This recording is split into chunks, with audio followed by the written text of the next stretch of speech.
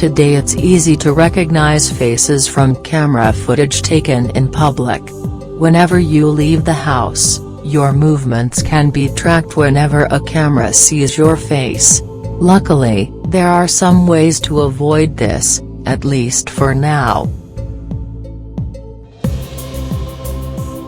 How is public facial recognition possible?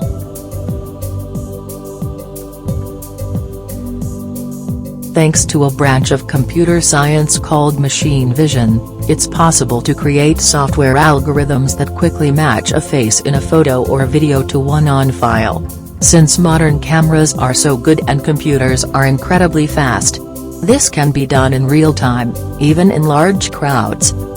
Wait, how do they have a photo to match your face? Well, if you've ever put a photo of yourself on social media or a friend has tagged you in one of their photos, then it's simple to scrape the internet for photos that have already been identified, most likely by you. The technology is so good, that you can pretty much assume that whenever you're in sight of a camera in public there's a chance that your face could be tagged and logged. It's a scary thought, but we also use this technology for more mundane uses every day.